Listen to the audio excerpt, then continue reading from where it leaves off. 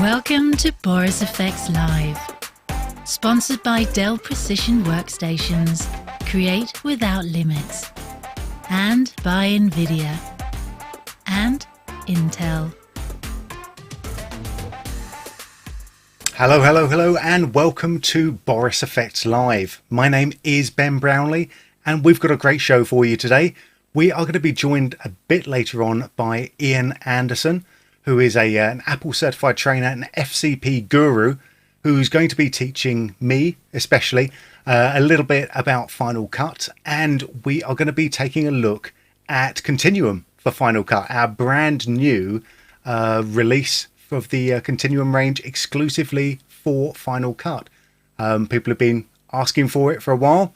We've been working on it for a while. So now is your chance to have a look and see how things are working. Plus, get some great tips and tricks for working in Final Cut itself. But before we do all of that, we are live for the time being.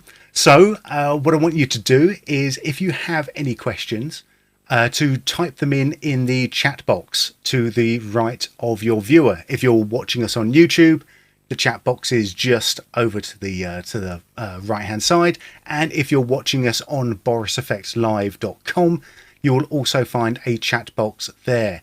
We are very, very interested to hear your questions and your comments as we go through today.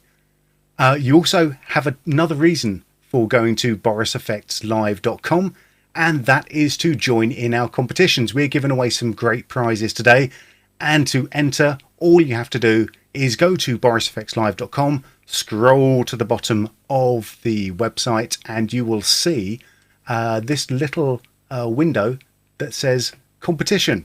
So put in your name and details and all the rest of the fun stuff to join to enter. Full terms and conditions are available right there. We're giving away lots of good stuff. Let's see if this is going to be in the right order. Yes. Today's giveaway, we are going to give away some Continuum for Final Cut Pro. We are also going to be giving away some new stuff. We have some swag. I'm sorry, I've messed up. I've messed up the stuff in Mission Control. We've got swag. We've got t-shirts. We've got hoodies. We've got more. If you're really lucky, we've got a bum bag. So let's see. Yeah, you can get your own set of Boris FX merchandise, whether you're a fan of Sapphire, Continuum, Mocha, or of Boris FX itself. You can get some actually really cool t-shirts and hoodies, stuff for men, stuff for women, stuff for people who have bums and they have a bum bag. People who have mouths, we have mugs. So there's tons of stuff. So there is, if you're watching on YouTube, there's actually a link to our store right in the chat at the top there as well. All right, let's get us back on track. What else we got to give away? We have also got a copy of the Boris FX Suite, a 12-month subscription of everything that we make, including Continuum that we're going to be seeing today, Sapphire, Mocha Pro, Silhouette, and of course Optics. That's going to go to one lucky winner today. So join the competition, borisfxlive.com. All right. I just want to say thank you to our sponsors, of course, NVIDIA, Dell, and Intel, for keeping the hamsters fed and making sure that our live streams go without a hitch. Of course, Dell Precision Workstations, the #1 workstation brand in the world.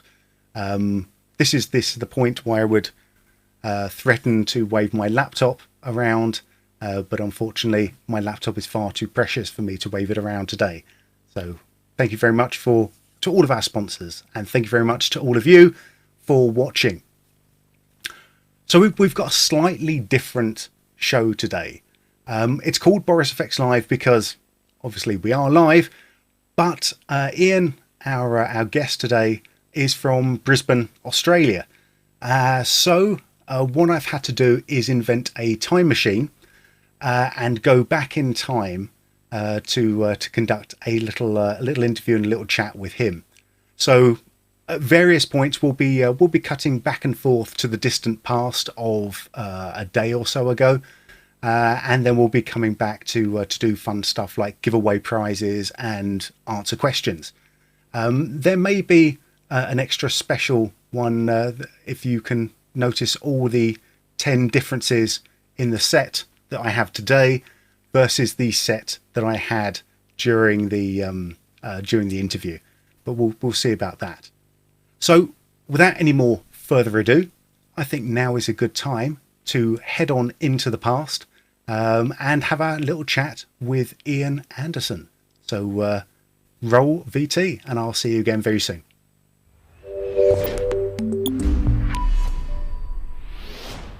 It's my pleasure to introduce today's guest, Iain Anderson. Iain is a trainer and freelance editor based in Brisbane, Australia.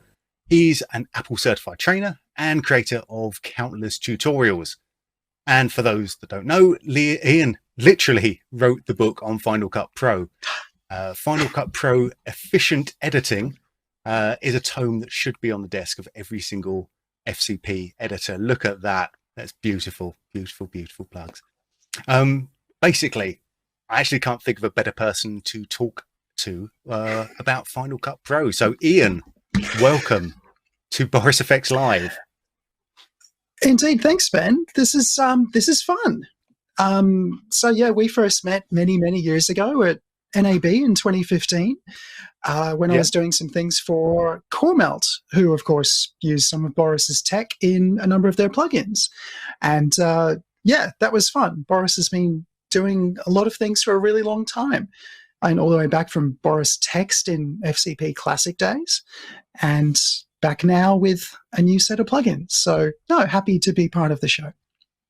Oh, it's good, and it's actually really good to have you here to talk not just about Continuum, which we will be talking about a little bit later, but actually just about Final Cut as well. Because I mean, I am getting back into to Final Cut Pro, which is why I'm actually very happy to be talking to you. But for the people out there, can you just tell us just a little bit about yourself and how you started with FCP?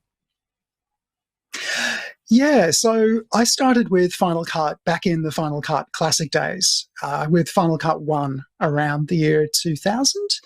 And at the time, the company I was working in had an Avid suite, and it was the bad days where to get a single Avid branded hard drive was $2,500 in Australia at the time. And Final Cut did come in and upended that business model just a little bit. And so I eventually became a certified trainer in that around FCP 6 days, continued that through 7. And then Final Cut 10 came out. And despite it being unpopular among large chunks of the editing community at the time, I wasn't put off, and I still like it today. I think it has a lot of benefits. I think there are reasons why maybe Apple doesn't promote it as much as, Adobe promote Premiere. And, I think different rules apply to the largest company in the world, and they probably got more to worry about with antitrust and promoting their own software above others. So that's probably why. But yeah, look, I've been using Final Cut Pro for editing for years and years. I use Motion to do most of my motion graphics. I still do use Premiere and teach Premiere and After Effects as well, but I just have more fun and I feel more creative in Final Cut and Motion, which both work really, really well together. And look, I do tons of other stuff as well. I make watch apps. I have a watch complication called Roughly. So if you want to know what the time is in words in a variety of languages, including Danish, then you should probably download that completely free complication from the App Store. I make iPad apps. I teach a ton of other Adobe apps. I do graphic design. And, I write books, articles, lots of teaching in person, over Zoom. Variety is what keeps me sane and employed during a pandemic as well. Well, that always helps. Having something that you can do a little bit remotely is going to give you a bit of a leg up. And we will definitely be getting to the book very, very shortly. when we do plugs. There might be a couple of plugs coming through. But getting back to FCP, you train in different editing programs as well, but Final Cut has a different sort of editing philosophy. I don't know if that's probably too grand a way of saying it, but I mean, how would you describe that philosophy for people who are looking at this from coming from a different NLE? So it seems counterintuitive if you already know editing. So the way that Final Cut Pro focuses on teaching you is about telling the story first and then worrying about the little bits and the things, that might smooth out the edits, like your B-roll, your cutaways. They should come afterwards. They don't have to. But Final Cut has a focus on local connections. So a sound effect or B-roll is connected to a clip on the spine. And if you just want to throw clips in and chuck them anywhere, then Final Cut isn't going to behave like that. It doesn't work like that. And if you try to drive it the way you might drive Premiere or Classic Final Cut or Avid, it's just not going to work. And that's the biggest problem. It's experienced editors who expect things to work in a certain way and are then confused when they don't. Novice editors have no problem at all. Having taught tons of different people Final Cut, Classic, and 10, now just Final Cut Pro again, and Premiere, it is way, way, way quicker and easier to learn Final Cut 10 as a total novice than it is to learn Premiere or Final Cut 7. And teaching Premiere today, most of the clients that I'm teaching Premiere to are on PCs. Not all of them, but most of them. And so Final Cut's not even an option for them. There are clearly other options out there, but as ever, people have Premiere already, and a lot of people use it. And at that point, it just makes sense for a lot of people to just pick it up and go with it. There are various reasons why people might want to pick up Final Cut. Either, they feel strongly that they don't want to do subscriptions, which, some people feel like that. And, Boris has options, I see, with, subscription or not, depending on the way you want to go. Yep. Whereas, Final Cut, you buy it once. I bought it 10 years ago, and I've never paid a cent past that. So right. the per day cost is tiny. And of course, Apple's game is it keeps you buying Macs, which suits me fine. I love my Apple gear. It sounds a little bit like almost like the cut page in Resolve, where you're putting down a lot of stuff onto like the main track, and then you come back afterwards to fill in B-roll and start finessing things later. Is that sort of about it?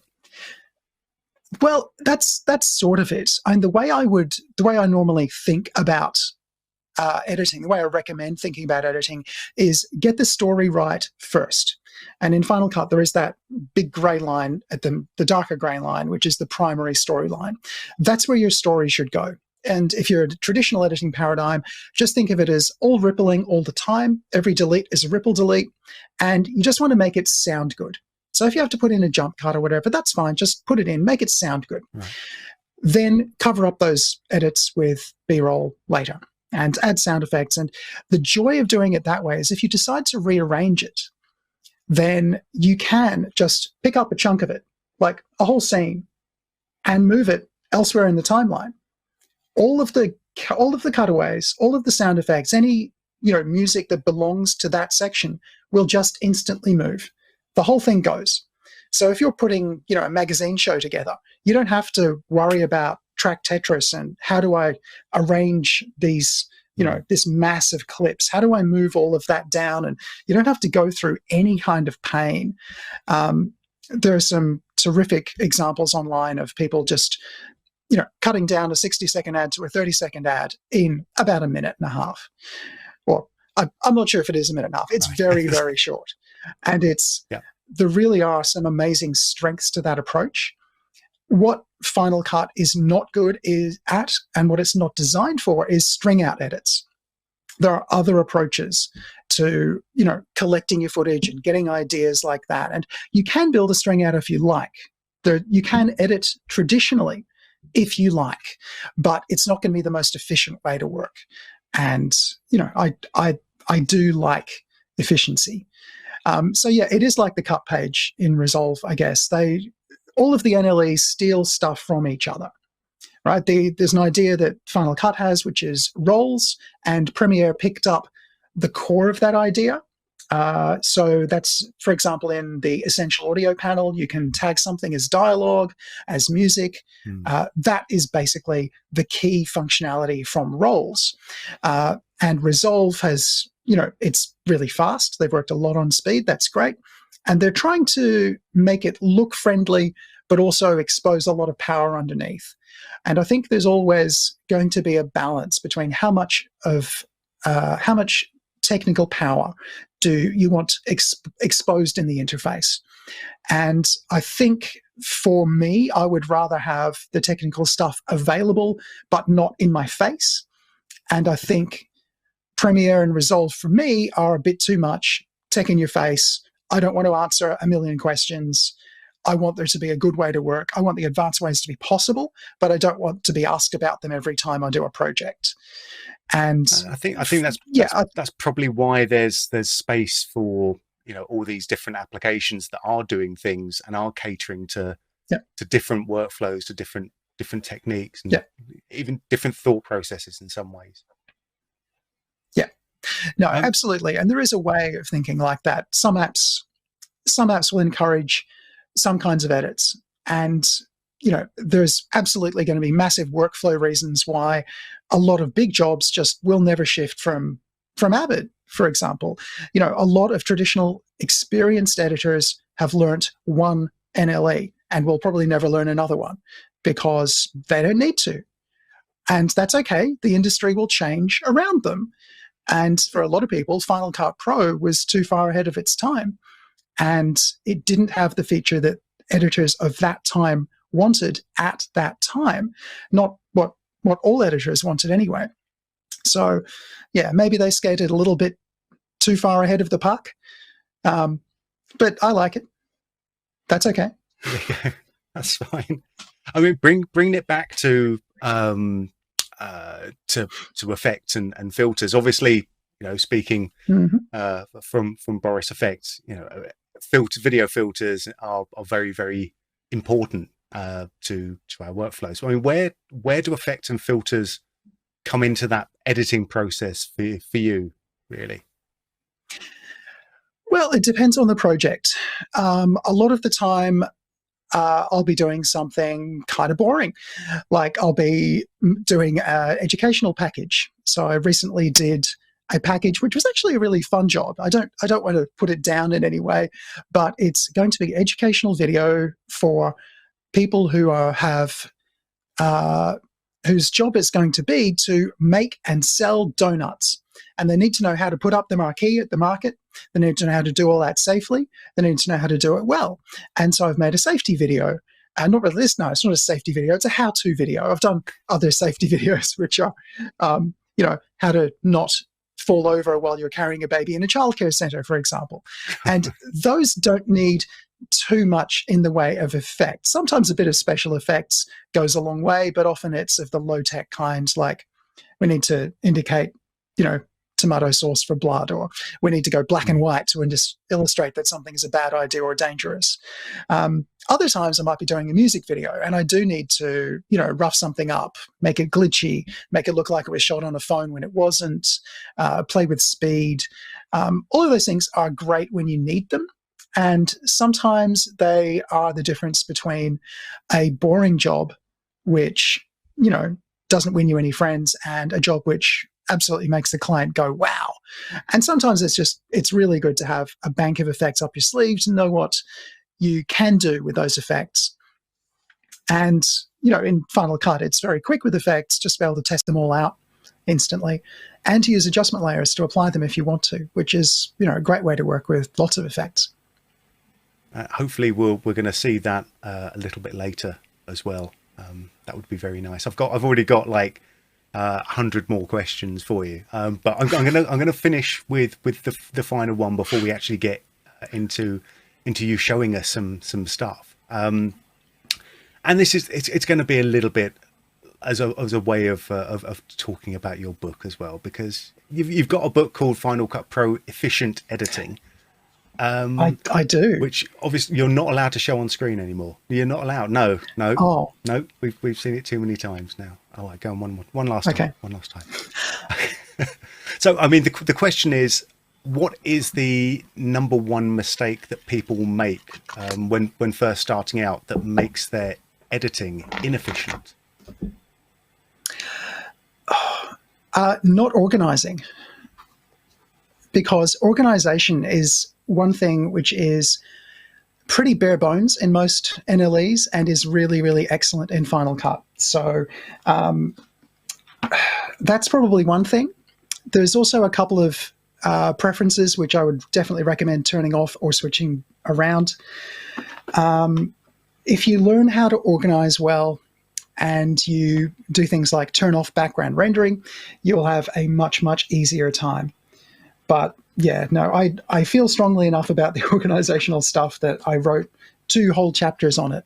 So right. Yeah, there's the organizing with keywords. So a lot of people just have never used keywords, no idea what keywords are. They're super powerful. And then favoriting. So those are the things which I've got planned for the first section, because to me, organization in Final Cut is super important.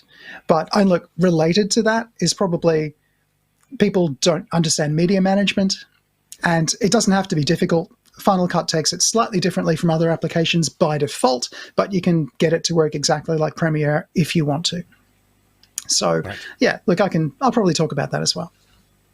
Okay, excellent. Well, I think let's take this opportunity while you set up. I think what I'm going to do is I am going to say hello again to future Ben, or Ben in the present, so we can start to deal with some of the other questions live. And when we're back, we're going to take a look at the first part of your little presentation. Then, so join us again, and I will see you in just a moment.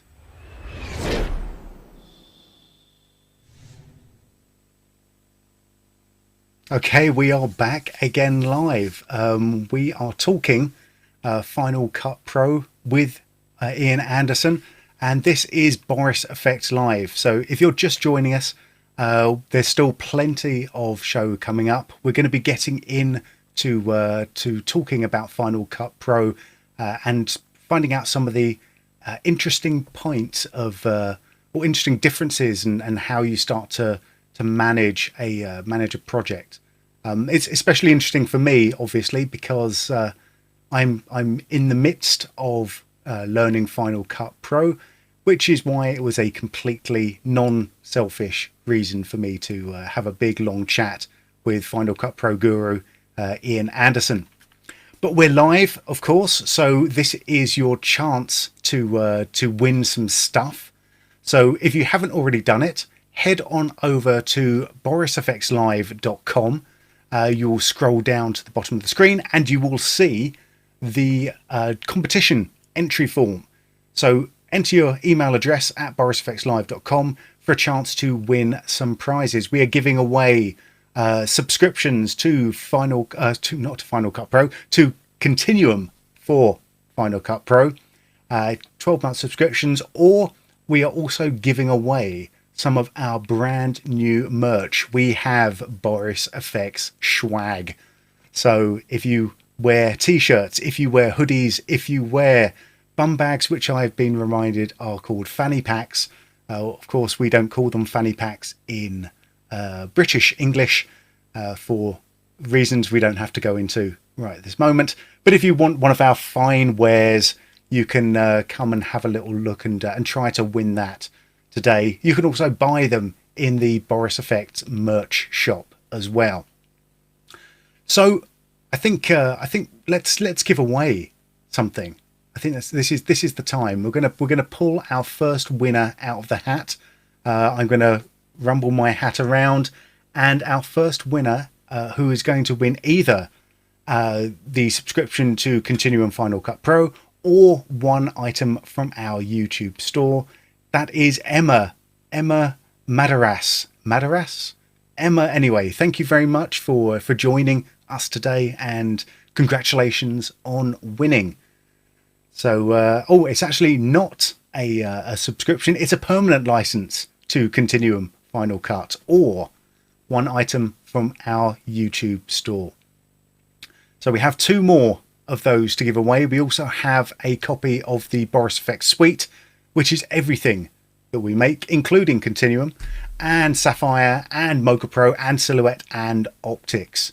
And that is a 12-month subscription. Definitely a subscription on this one. $12.95 value. So head on over to borisfxlive.com. Alrighty. So you can also ask your questions. The chat is, as the kids say, popping off at the moment.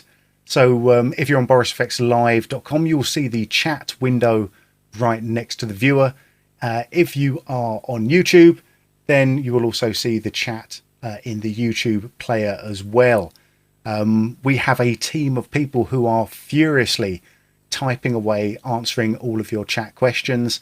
This is a great reason for joining us live.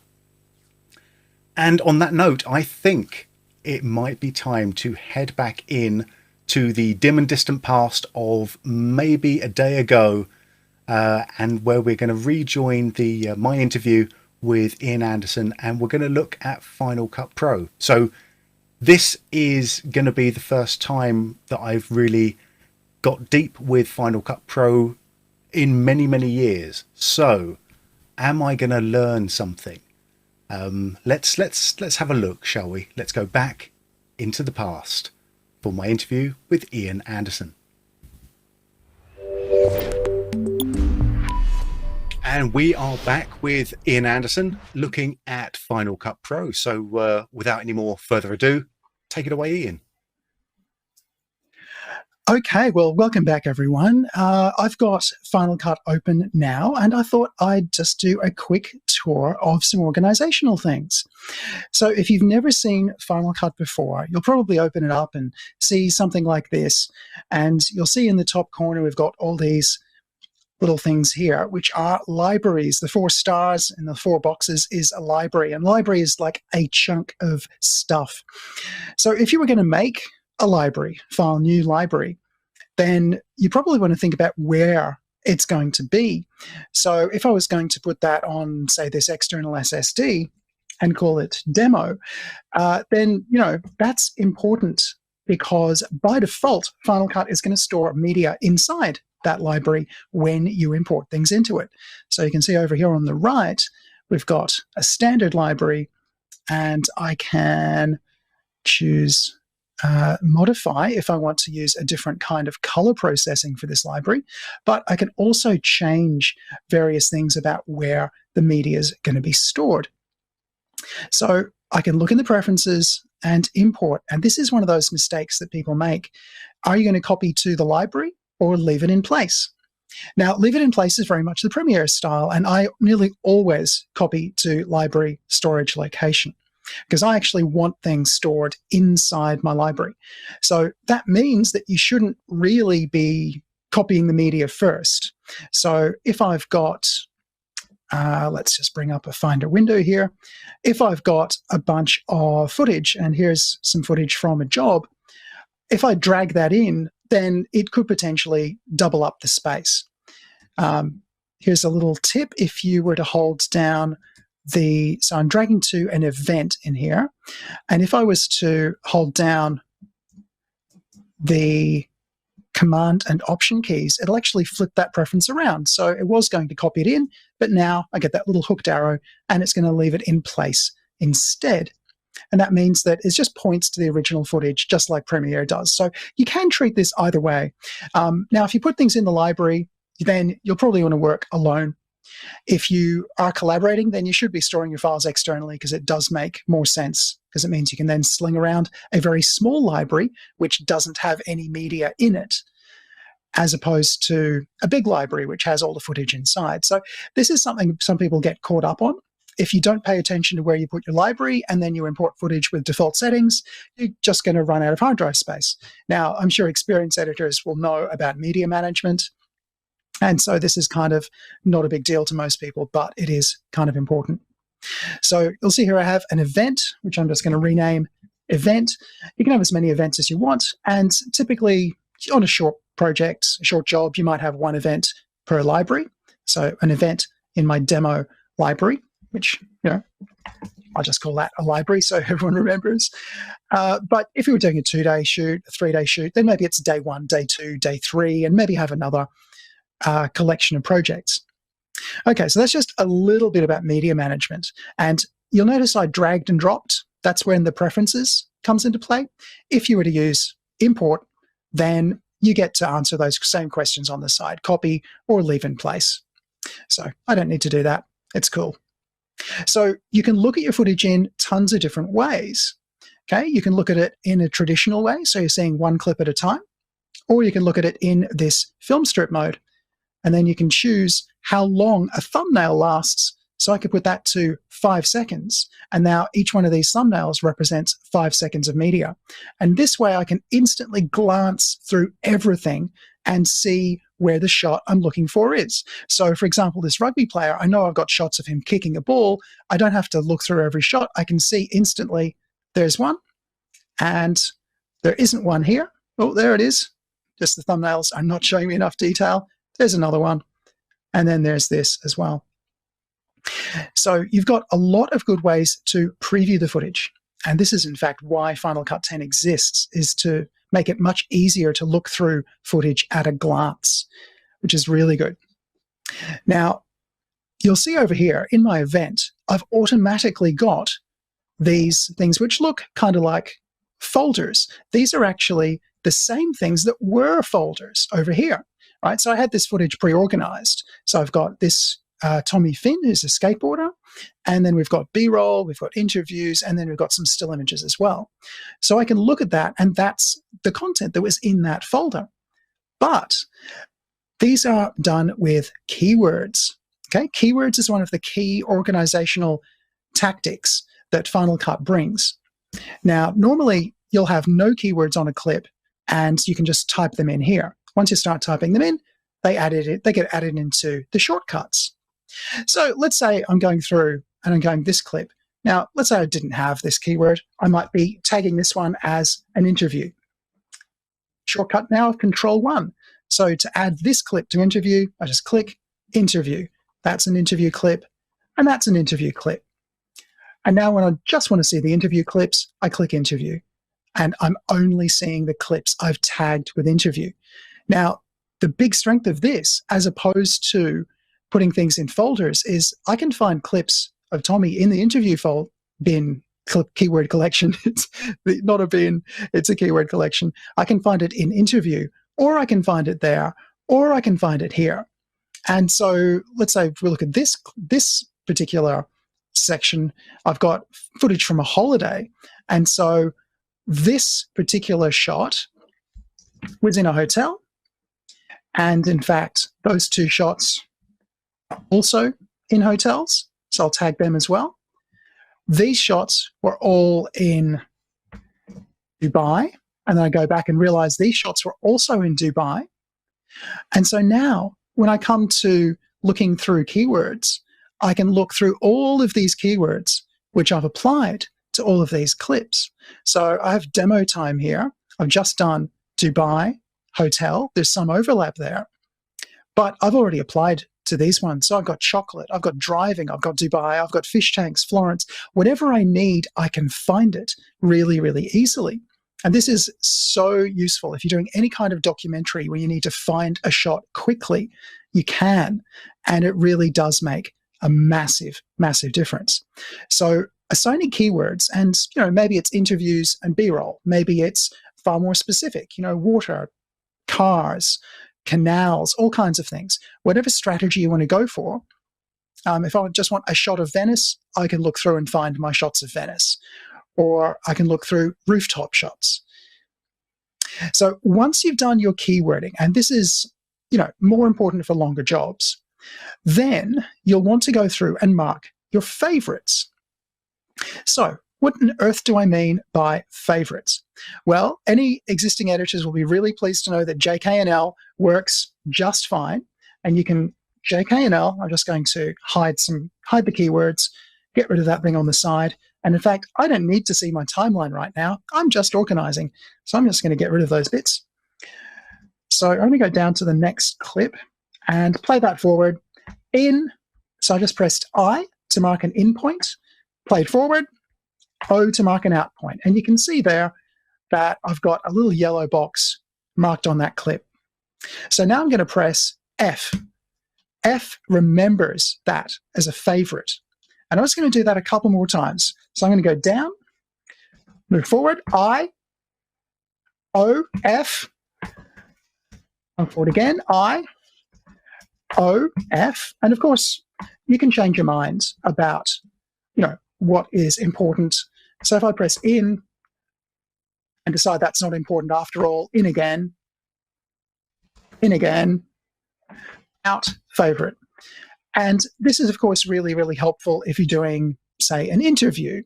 So if I was going to come back to Tommy, I could come back to here, decide to look at waveforms, and probably go back to the other mode, at which point I look at interview clips, and I would tag these as multicam, but now I can see when people are about to speak.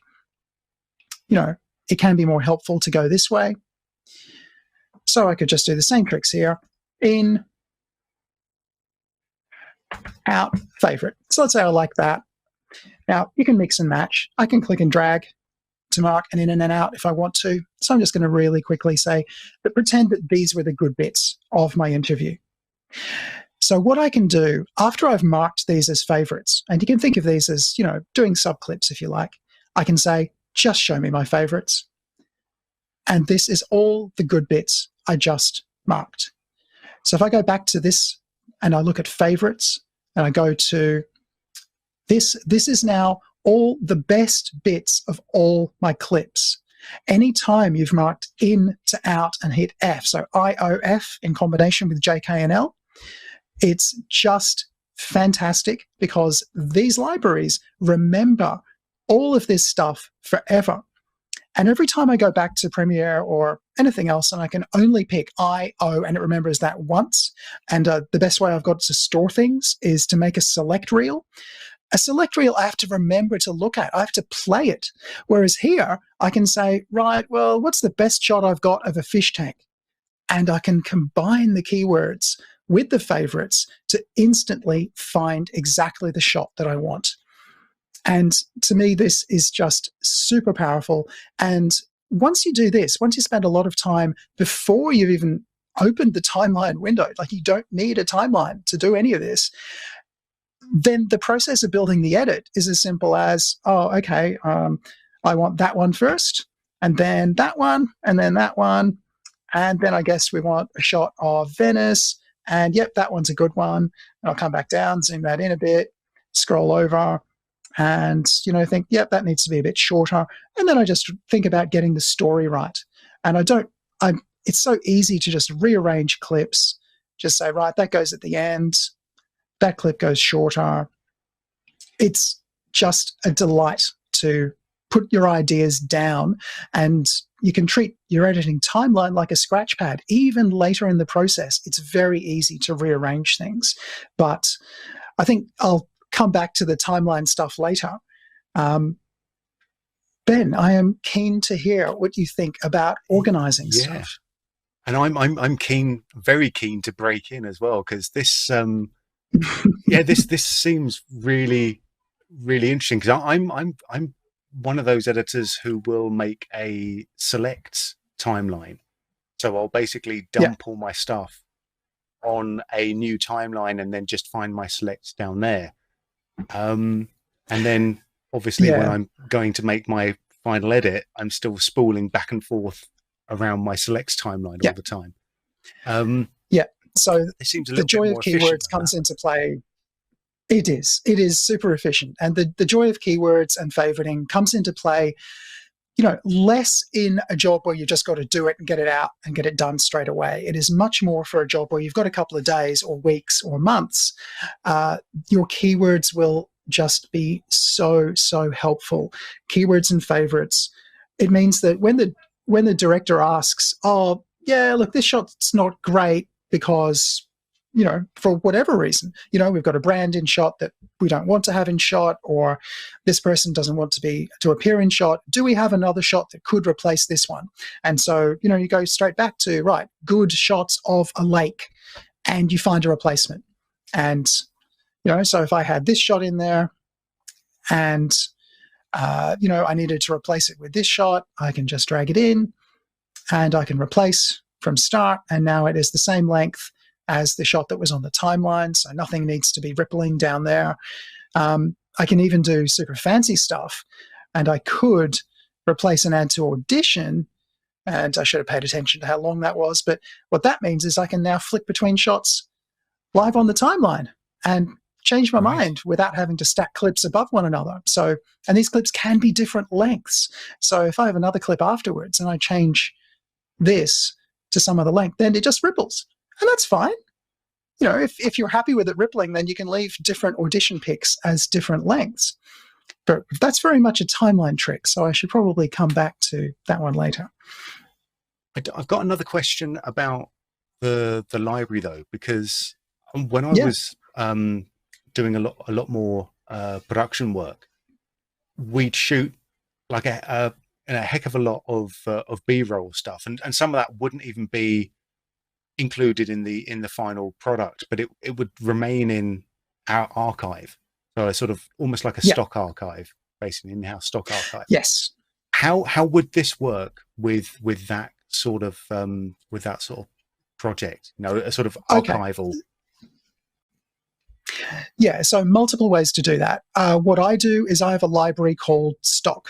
So I would just make a library called stock, and that's where it actually lives. So, if I just have one which I'd call stock, any good B-roll I can throw in there, and when I'm looking for it down the track, this is where I would find it. So, I might choose to use the event hierarchy to do, maybe I just call this, I could, break this up at a really high level. So I have, backgrounds, I have slow-mo or whatever. And then, so if I know I want something of a specific purpose, I can save a bit of time. But, let's say I did find a nice lake shot, and I'll just go back to show all my clips. Let's say I want to just keep that shot around as stock. Then I would probably keyword it. It is Como, Italy, and lake. And I just drag that in to stock, and it's going to actually copy it over. So Final Cut, in one of the more recent updates, brought this really, really useful operation, this new dialogue rather. So I can just say, yes, I want original media. I could also say I want to make proxy media, and it will make the proxy media if it doesn't exist, or offer to make it for me. But I don't need it in this case. I'll just copy the original media.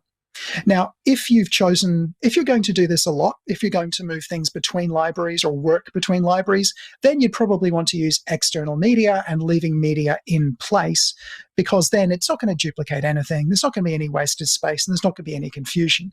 Now, the Mac file system is smart enough under the surface that it won't actually duplicate this file. So if I reveal in Finder and see where that file is, this is in a library, right? And it's actually in original media in my stock, it's actually still in my Europe vid A, because that's where I'm actually looking at it. But if I go to here and now I reveal in Finder, it's going to find a different file, because this is in original media in background in stock.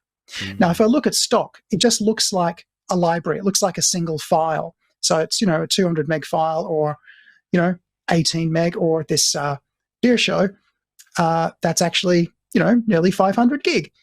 And in any of these cases, if you really wanted to, you can show the contents of that package, look inside whatever your event is called, look at original media, and that's where all the original files are. So if you ever do just need a file because you need to give an actual source clip to somebody else, you absolutely can. And, the files aren't locked away. They're not in a special format or anything. They are really there. So look, I prefer internal media. A lot of people who work with with other people more often, because I usually do work alone, will just choose to use external media. And look, it's very easy to do. If you are dragging and dropping, it's in preferences. Pick whichever option you like. And each library has its own library storage location. You can change that as well if you want to. And the only other thing I would recommend to everyone is turn background render off, because you don't need it. And it just wastes a lot of space if you leave it on. But yeah, there's a full proxy workflow. If you want to use proxies, there's never been a better way to do it. You can transcode anything to proxy media in ProRes Proxy or H.264 at a variety of sizes. It just goes off and transcodes it for you. It will seamlessly switch between proxy media and native media. So if I was to choose to view proxies by doing proxy only, that's now going to use, you see, this media has no proxy, so now it goes missing. But this clip, which I just made a proxy for, works just fine.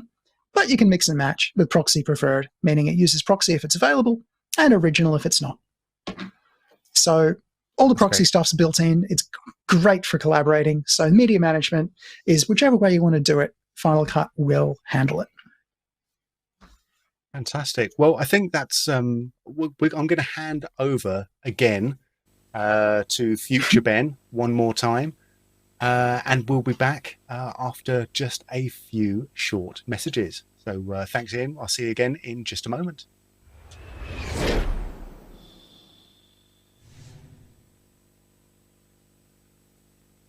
Well, thank you very much, other Ben. Yes, you are watching Boris FX Live, where we are moving back and forth between time absolutely seamlessly.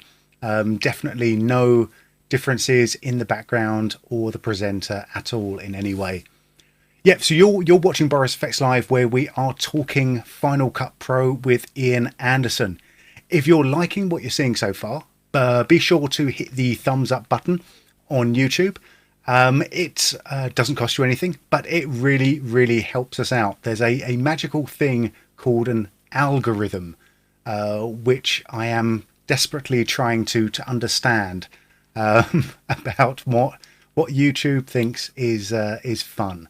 So if you hit that little thumbs up button, make that blue, that does help us out a lot, and it lets us know that you're enjoying what you're seeing. If you're watching on Boris FX Live, obviously there's nothing to stop you from heading over to YouTube and then popping back.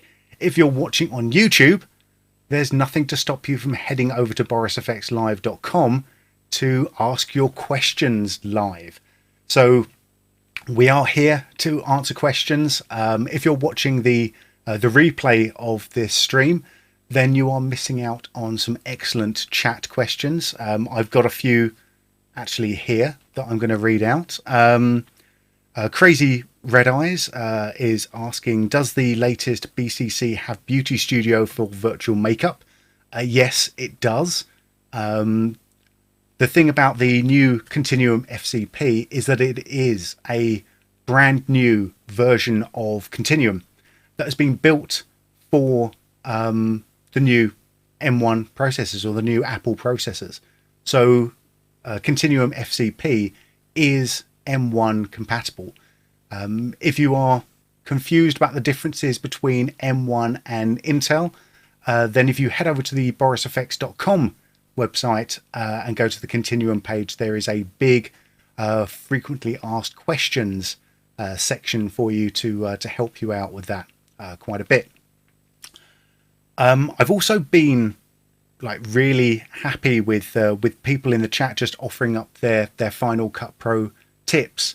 So speaking as someone who is coming back into Final Cut, what would be the one piece of advice that you would give me, someone who is now starting back out with Final Cut after a many years break? So if you can just drop that in the chat for me, or as a comment below, I would greatly appreciate it. And to show my appreciation, I think it's time we gave away some stuff. On borisfxlive.com, there is a competition that we are running.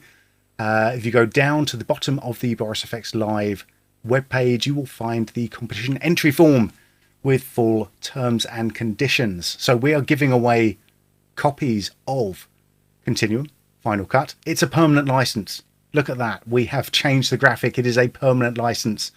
If you would rather have a different prize, we also have brand new Boris FX swag.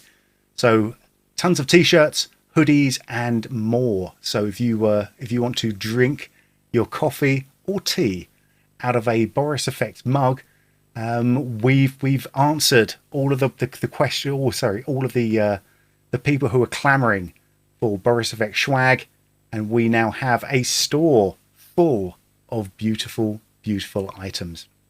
So these are actually really cool. We have like a link to it on our YouTube page, and I believe we also have it on the Boris FX Live page as well. So have a look at that. Okay, but without further ado, let's give away some stuff. Who is our next winner, please? Russell, Russell, Russell in the hat full of winners. We have one Joyce. One Joyce, you have won either Continuum FCP or one item from the YouTube store. So thank you very much, Juan, for joining our competition, and congratulations on winning. If you want to win, there's still time. borisfxlive.com. Go have a look. All right. Without any more further ado, we are going to head back on over to the interview. I still haven't seen in chat, actually, any of the differences between this background and the one when I did the interview. So let's see if some eagle eyes can see some of the changes as we come in to the next part of our Final Cut Pro Masterclass with FCP expert Iain Anderson. Let's go.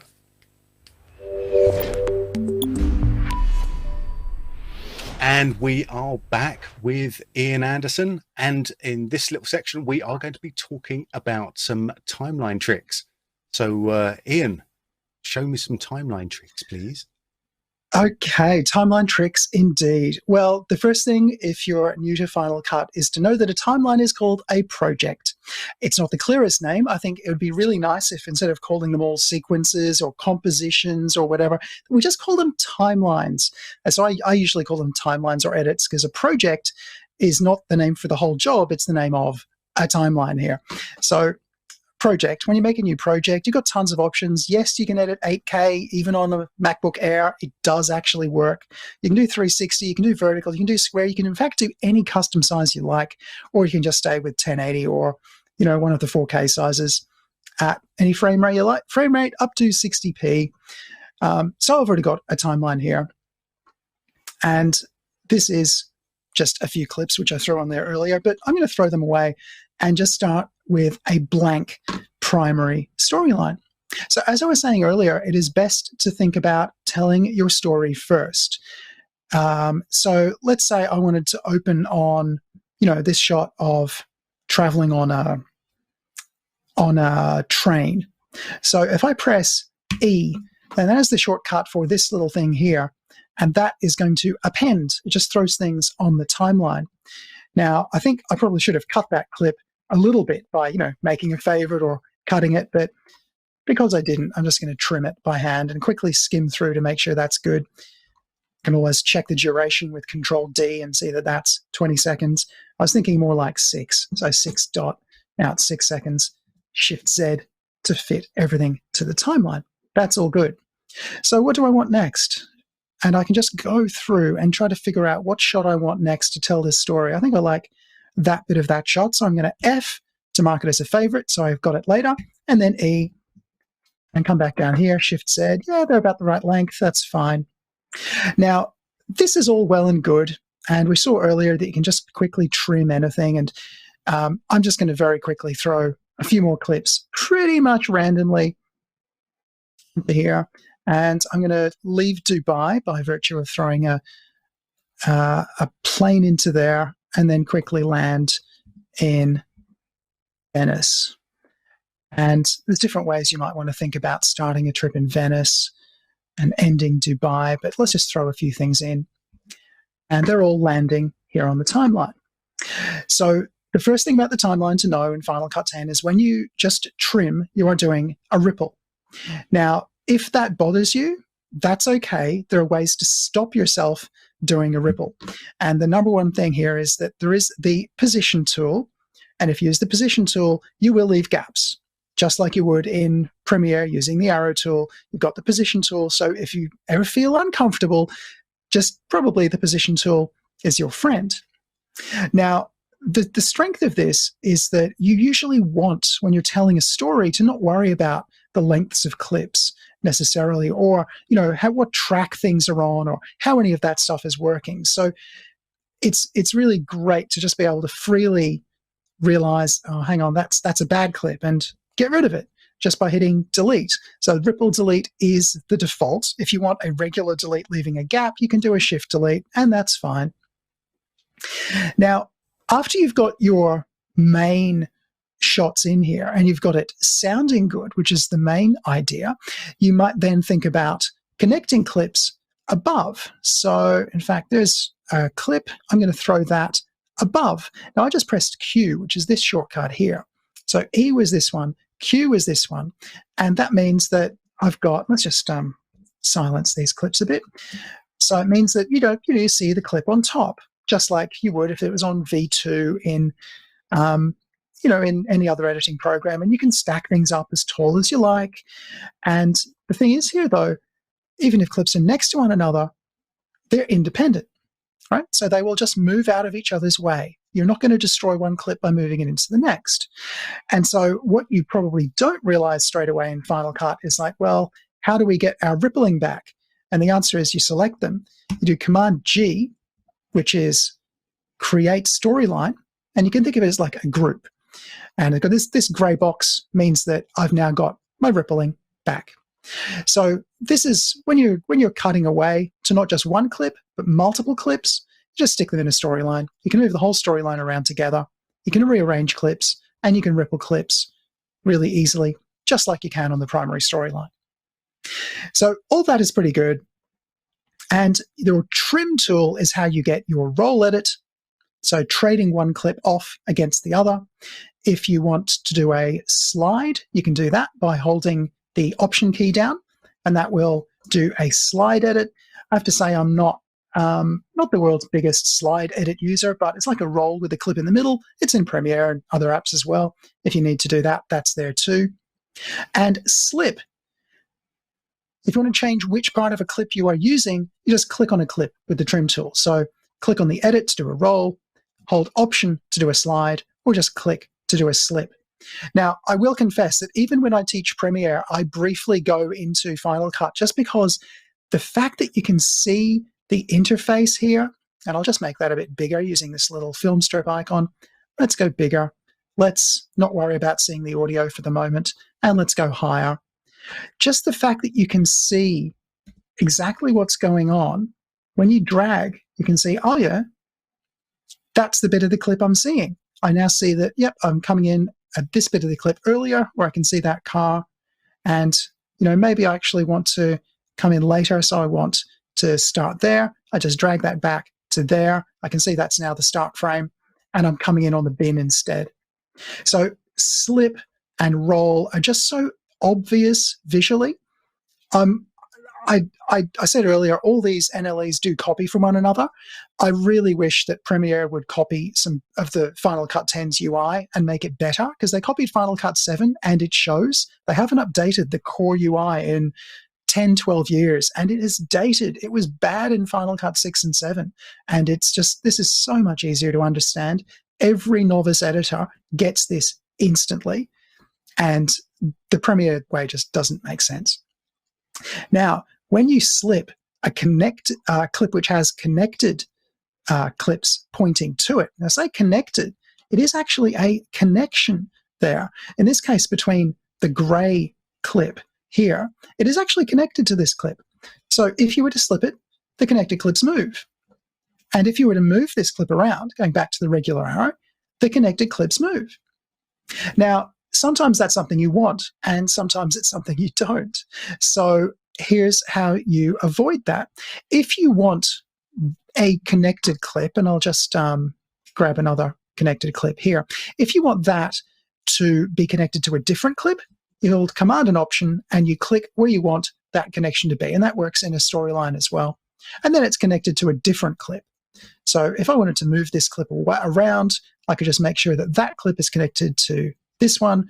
This whole storyline is connected to that one, and now I can pick that up and move it away, and these things will all just move to where their connections now end up. So that's one option. Another option is to hold the grav key. Now, this is the key to the left of the 1 key on most keyboards. The European keyboards are a little different. So it's the grav key. It's got a tilde above it on most keyboards. And if you hold that key down, you enter this mode, which is called override connections.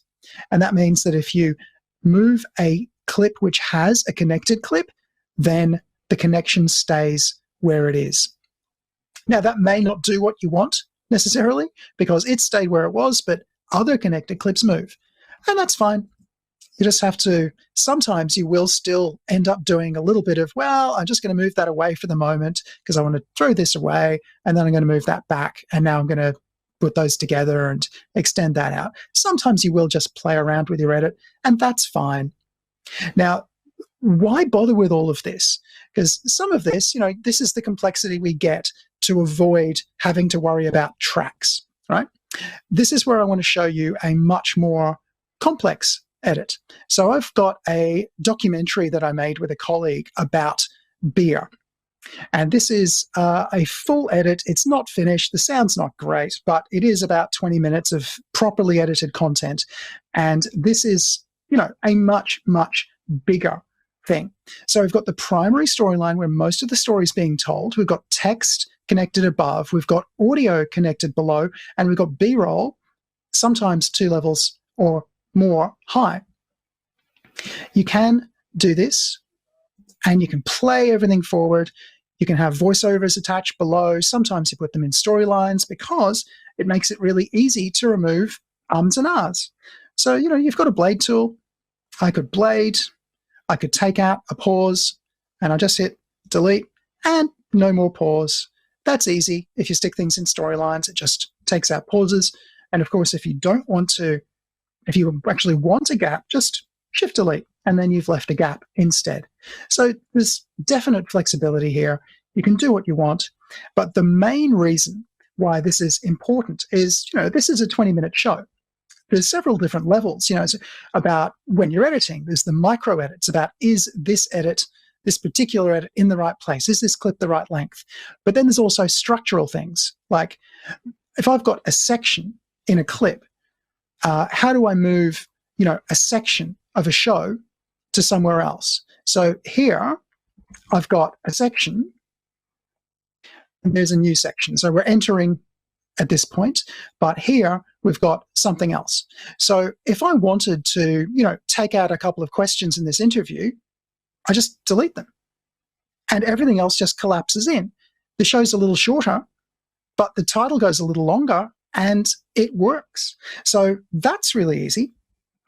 But even more powerful is, even if you've got a lot of things going on, I can just, let's say, select this section through to maybe here, and I can just move that whole section.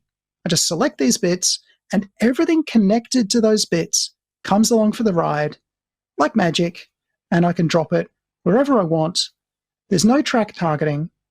There's no worrying about where things are going to go. And I've now lost that. Let's just move that again. Cool. And of course, the demo gods have struck, and I've done something wrong. So I'm going to quickly try that again, just reselecting. And yeah, I'll just drop it here. There we go. So that whole selection, all these extra voiceovers, the sound effects, the music that was connected to that bit have all moved along with it. And it definitely still makes sense. Like, it's easy to undo as well. I didn't say earlier, but everything you do here is instantly saved. You've got, basically, everything you do is an undo step that gets saved. And so if you want to make crazy changes to one of your timelines, it makes sense to duplicate it first. Because, if it was to crash, which will happen occasionally, especially if you're doing something weird and experimental with weird effects like I do a bit, then, it might crash, but you won't lose any work because it's been saving every single step as you go. And this just allows you to have a real freedom in experimenting. So just to return to something I was doing earlier, here's some music. Now, I don't think you'll be able to hear the music, but I've got some Atmos sounds, which is probably a bit loud. It's come down, and I've got this bit of music. Now, what I could do is I could come back up to here. I could look for music, and I can look in my smart collections. These are like saved searches. So I search for audio only, and I can find an alternative bit of music. Now, that should really have been tagged as music. It means it goes green. It's a bit easier to find. Now, there's actually a different piece of music. So what I can do is drag that onto here, replace and add to Audition. I'm going to come down here and use a sneaky trim end command. That's Option right square bracket, basically end clip here. And now I've got a different piece of music. And if I'm showing this to somebody in an edit bay, all I need to do is just say, right, let's flick back to the earlier music. And I'm done. I can present the client with multiple options. This is really useful if you want to give people options for different B-roll clips. Like say this clip, I could have an audition, and I could, find that where that is, and maybe say, well, let's see if we've got a similar clip. I know this clip is in the same location. I can see bits that I've used already that are in orange, but maybe I'll just say, yeah, look, that's maybe useful. I'll drag that on, and I'll replace and add to Audition. The whole thing got longer, but I can just drag it back if I don't want it to get longer. And now I've got options for which shot goes there. So auditions can make things very, very interesting, but you can also duplicate an existing clip to give yourself another audition and then give it some extra treatment. So here in the inspector is where I am able to change a selected clip. Now, if I have a clip selected, it's got the outline. If I don't have anything selected, then by default, the clip underneath your white playhead with the little dot on it there, that's the one which gets changed. What I like to do is option click. So massive tip here, option click on a clip that you want to play with in the inspector, because Final Cut has two playheads. It's got the red one, which turns yellow if snapping is active, which is the little that thing there, meaning that it just snaps to the beginnings and ends of clips. And that's what happens. That's what you see when you skim. You've only got the one viewer by default, but you can skim along and you'll see that red line. When you click, you're leaving the white playhead there. And that's what you see when you go and play in the inspector, because there's no cursor in the timeline anymore. So option click on a clip, you will select the clip explicitly and leave the playhead there. And that really helps if you want to correct a clip underneath another clip, or if you've got a stack of several clips above one another, then it lets you define which clip you're actually working with. So if you want to work with audio, you might option click on a clip here. But I think I was working with one of these clips. Let's say it's that one. So let's go back into that clip. I'm just going to Command plus a few times. And back in, I've got this clip, which I duplicated as an audition. So if you duplicate a clip as an audition, I've got another one that I can try out. So I might zoom in on this clip. I might press Command 6 and quickly go into the color correction and say, well, what would this clip look like if it had, much more saturated exposure? And let's boost the midtones and maybe the highlights down a bit. Obviously, you've got scopes which you can use to actually address this properly. And so now you've got two options. We've got the close-up color-corrected clip, or I can flick back to the original shot with no correction. So you can even do your color correction optionally, which is super powerful. So auditions are great. The way in which you can just have instant freedom to drag anything around, connected clips move along with the main clips on the storyline, but you've got connected storylines if you want that flexibility as well. So connections are a really powerful technique to get your head around. They do bring a little bit of complexity, but they solve a lot of problems as well. And for me, on balance, they make you a faster editor. They just make it really easy to just, play a shot and then just decide to trim it halfway through. And, just as I'm going, I just cut it. Now, you can do these things in some other editors. I'm not saying this stuff is exclusive to Final Cut, but it is baked in and much easier to access here.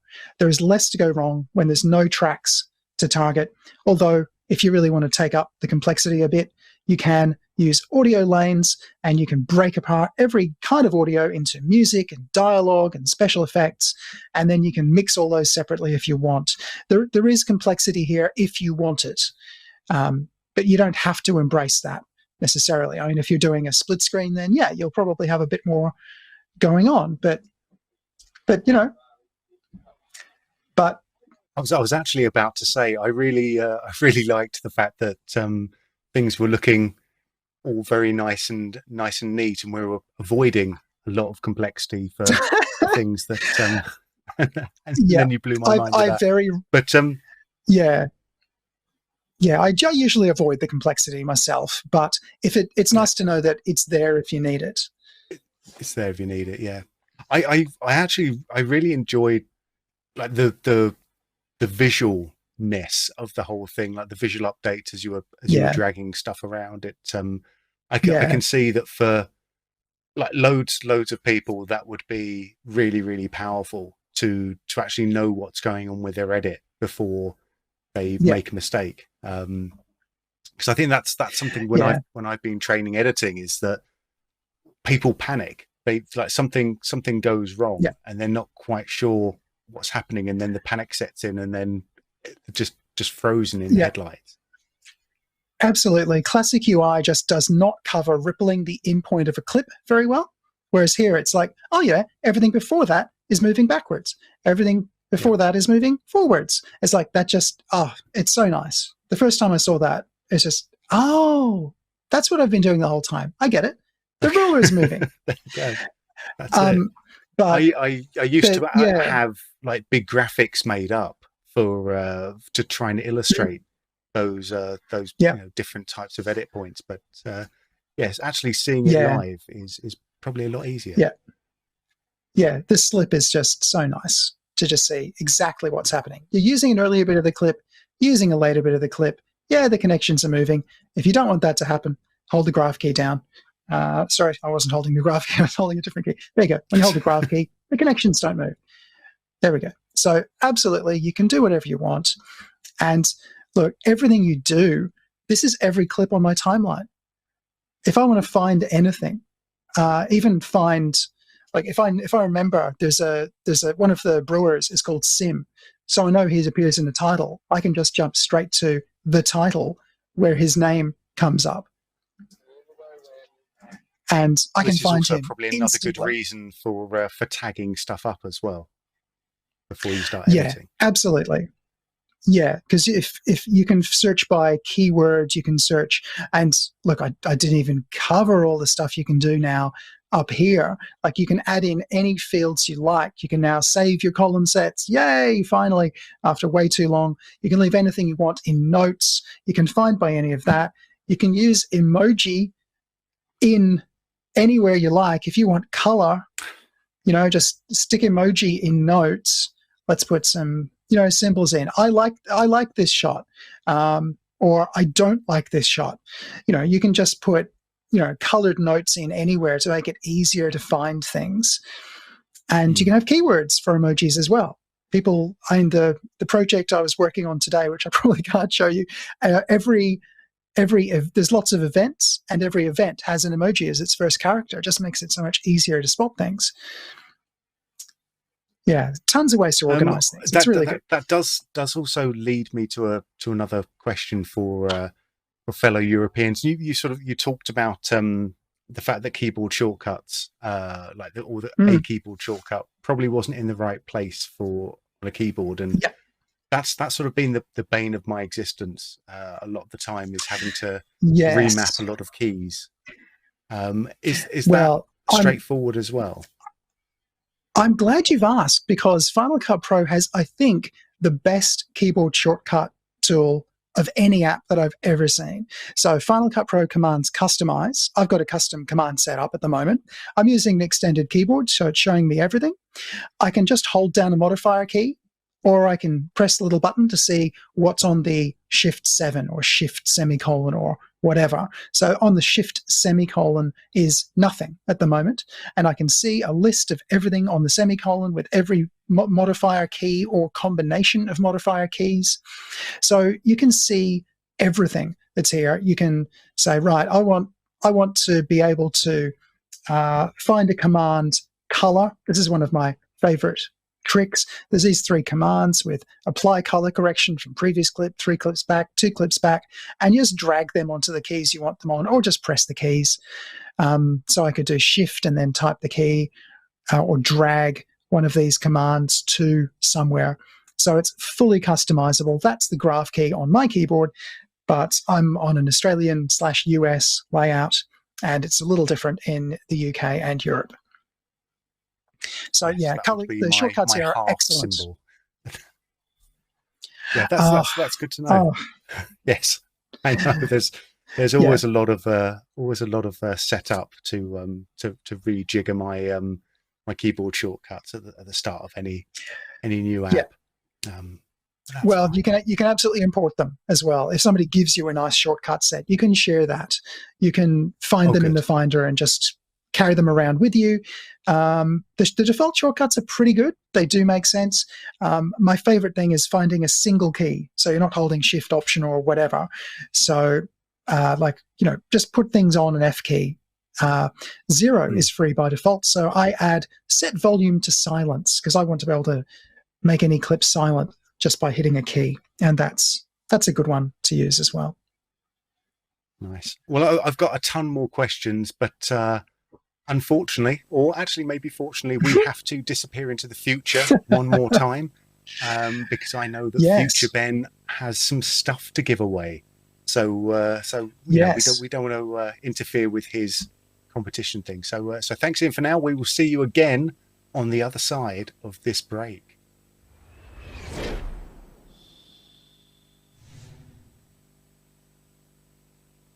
Well, thank you very much, past Ben. Yes, I learned so much from Ian in that segment. It was amazing. If you also learnt a lot, then hit the thumbs up button if you're watching on YouTube.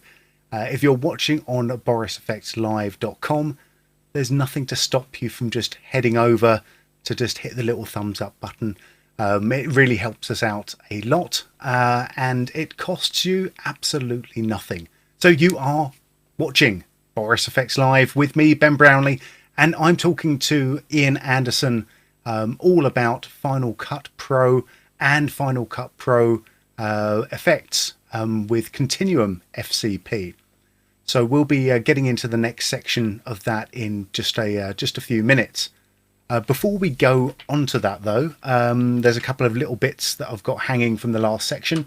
I was asking a question, a little quiz about the differences between past Ben's set and the present Ben's set. We've had some good suggestions. Actually, we've had a couple of correct answers from Jazz VFX and Jonathan D. They've found a couple of the differences. There are still a few differences to find between past Ben and present Ben. So check those out for the in the next section. But before we get on, there is still just a little bit of time left to join our competitions. If you haven't done so already, head on over to borisfxlive.com, scroll to the bottom of the page, and there is our competition entry form. So you just fill in all your little details, full terms and conditions apply. And what can you win today? Well, we still have one prize, which is going to be Continuum Final Cut Pro, which is a permanent license. Or if you prefer, if you've already got Continuum FCP, then of course you can get a piece of Boris FX swag. People have been asking for merch for a long time. Who would we be if we said no to that? So we've got t-shirts, we've got hoodies, we have more. Look at that. Look at that t-shirt. Just imagine yourself in an S-Glow, S-Shake, S-Lens Flare and S-Distort t-shirt, or a Mocha t-shirt, or a Continuum t-shirt, or a Boris FX t-shirt, fixed in post, even a silhouette t-shirt. Look at that. That's the one that I am getting. If you don't wear t-shirts, if you don't wear hoodies, we also have mugs and bum bags / fanny packs, depending on where you are in the world. All right, and this could be yours. Let's rustle around to see if you have won one of our prizes. Rustle, rustle, rustle, rustle, rustle. And the next winner is Lucky Patapola. Lucky Patapola, congratulations. You have won either Continuum FCP or one item of Boris FX merch. Congratulations to Lucky. Well done. There is one big prize left. If you haven't won yet, fear not. Head on over to borisfxlive.com, enter the competition, and we have our big prize left, which is the Boris FX Suite. So this is everything that we make, including Continuum, that we're going to see in just a moment, and Sapphire, and Mocha Pro, and Silhouette, and of course, our photo or stills editing optics. So very, very exciting. One lucky winner is going to be heading home, or actually just staying home probably, with a 12-month subscription of the Boris FX Suite. So there's still time to enter. If you are just joining us and you've missed anything up until now, don't worry, we will be replaying this very shortly after the live stream ends. You can find all of our live streams, all of our previous live streams, on our YouTube channel, or also at the Boris FX website. All right, so we are heading in to the fourth and final part of my chat with Iain Anderson, where we're going to be talking about effects in Final Cut Pro. So let's head on over to see what Ben in the past had to ask about Final Cut Pro.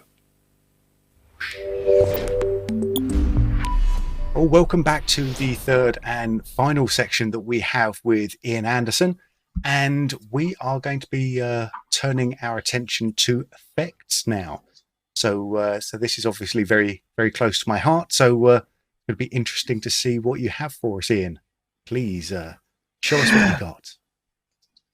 No pressure. Cool. Obviously, no pressure. No pressure. I'm sure. So if you are going to start working with effects here in Final Cut, you want to firstly set up your workspaces. Now, I'm in the default workspace. Command-0 gets you back to the default workspace, but you can save custom effects. So if I go to, custom workspaces, so color and effects is just going to hide the browser completely. Like there are keys to bring that back, but you don't need to see that. If you've got most of your edit done, then maybe you want to see some scopes, and the scopes here will play and just update live. They're really nice scopes. It also brings up the effects, which is down here in this corner. Now, effects are in lots of categories, but today, just unsurprisingly, we're going to be looking at some Boris FX effects. And so what you can do with shots like this, again, I'm going to option click to make sure the playhead is over the top of the clip and I'm parked on a frame I want to look at. I'm going to look in the video section of the inspector, and sometimes you want a bit of extra height in the inspector, so you can double click in the title of this to just take over the full height of the screen, which is kind of nice. If you want to trade space, then you can make the effects area a little smaller as well. Now, this particular effect is BCC plus borders. The effects in the latest version of Continuum at the moment are only the new effects, because the new effects are the ones which are being rewritten for FX Plug 4, which is the new standard, which is the one you have to use if you want effects to work on an M1 Mac, which, of course, probably anything released right now really should work. So BCC plus borders means it's available and it works, and you can use the controls here to just put a nice border on things. Now, I always like having variety. It means that I've got options to give a client, other than obviously just being able to change the color. And I'm thinking that that is appearing off screen underneath something, so I'm not going to focus too much on the color. Oh yeah, it's some of these. Yeah, that's right. I know why it didn't happen. The color control is not accessible at the moment, but if I choose custom, then color becomes accessible. And indeed, it did show up off screen, so I could just choose to have some other kind of whatever color, even a saved color. I often save client colors here, but that brown's really bad. So there we go. Let's maybe orange. Now, if you are going to use any of these effects, and I like the borders, they're not something which I've got in the app by default, and there are plenty of effects here, and you can get lots of third-party effects from lots of different makers. But the thing which is nice about the Boris effects is they're not just made with motion, so they're going to bring you extra power. Now, motion is awesome. You can make so many things with motion. You can make effects, you can make transitions, you can make titles. But the Boris stuff is different, and different is good because different means not everyone else has been using that already. Now, there is this little button here in all of the Boris Continuum effects with FX Editor, and if you push that, then it launches a separate app. Now, this is the same app which you'd see in other host apps. It gives you a nice big preview in the middle and a bunch of presets which go beyond just choosing things in the menu. So you can flick between border 4 and border 4 inverted in this case, or just a solid white border. The presets here make it really quick and easy to try lots and lots of different things, but you've still got your inspector style controls over here. These are pretty much the same controls that you would play with in the inspector. Now, the strength of using this is you've got other controls up above as well as the presets, so you can do an A-B comparison, you can even do split screens, and that's more useful with some of the other effects than it is for a border, but at least it's nice and easy to see. It's like, yep, with the border, and then without the border. You can go either way, of course. So I'm going to hit apply and add that in, and your changes are then saved. So the FX editor is helpful because it's otherwise hard to explore a lot of presets. You end up just, tweaking one thing in a menu and tweaking another. You're not going to get to the same settings nearly as quickly. Now, there's tons of different categories of effects, and I think I have a few favorites. I do like the borders. Art looks, some of these are pretty cool, but they're more for special purposes, I think. So, if I want to take this bridge of size, you see I've actually already got film grunge on there, but I'll turn that off and add night vision in. And so if you want to shoot Venice with night vision, then this is actually a pretty convincing way to do it, I think. There are effects like this in Final Cut, but that's how you would apply an effect, I guess, or it's one way to apply an effect. I could undo.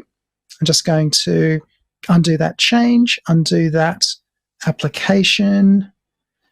Let me go back. I tweaked a couple of settings here. Undo. I changed parameters where I didn't really think I was changing parameters there. So when I just skip out on doing that and just delete it and try X-ray instead. So different effect appears here, applies. Yeah, look, that's quite good, but I think that's not my favorite. The one I had on here is actually a lot more fun, film grunge. So it's surprisingly common to want to make things look old. And there is a film grunge effect in Final Cut, but it's not as good as this one. This is really quite nice. Again, you've got help. Actually, you've got if you need help, there is a help button. But let's go to the FX editor. You've got a few presets here if you want to focus on stains or splotches or grunge. But I think this is one where you probably want to build more of your own presets, and you can tweak the interface around a little bit.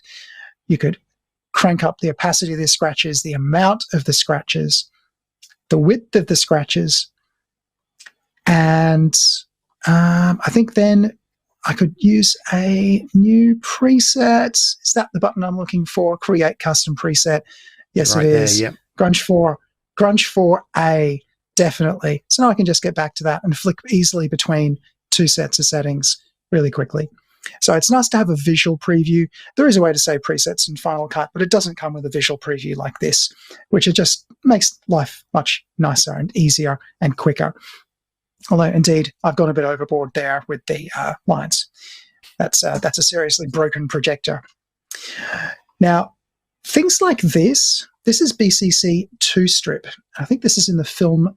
That's where the film grunge lives as well. We've got 3-strip and 2-strip, which are kind of traditional ways to process film.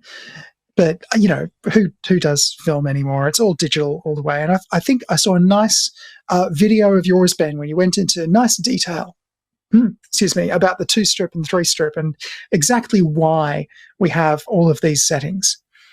I just thought it looked cool. Maybe a bit much cranked up to full strength, but it certainly is an effect which, I liked a lot. Now, the 2-strip, 3-strip are probably the easy ones. Vignette was nice because if you add a vignette, it's not just a standard vignette. One of the common things with a lot of these effects is they let you take things a little bit further. So you can have a distorted vignette and you can change the size of the distortions and then just try different random settings here. So that's really appreciated. And there's always a mix slider, so you can turn that down and have it partly applied. You've got the on-screen control to, recenter that. Obviously, you've got size control, so you can just have the edges getting messed up a bit. And look, just being able to combine all of that and have it play back in real time without having to render anything is really good. I don't know how these bad rumors started, but I've heard for years that Final Cut's only fast because it makes everything ProRes, and it doesn't. You don't have to optimize your media. It doesn't have to be ProRes. This is all H.264 footage. It was actually shot on the camera I'm being filmed on right now. This is from a G7, and I'm going to play this back full screen because I like danger. But yeah, that's a couple of effects playing back live. Full 4K footage. This isn't an HD timeline, but it would handle this in 4K just fine. You can cut 4K on the cheapest laptop Apple make. It works fine. You can cut 8K on the cheapest laptop Apple make. You'll just run out of hard drive space. Final Cut really is very efficient for this, and the new Boris effects are fast, which is very much appreciated. Now, probably once you get past the basic color stuff, I would say stuff like the film stocks is where it gets really, really interesting because just the number of presets is just crazy. And so for anyone who really wants that particular Fuji Pruvia, you can search through this. So I could search for Velvia and find Velvia, ISO 100, and, look at it, or even a weird cross-processing version of that. And, I love that. And then you can tweak it. There's even curves in here, which is really nice.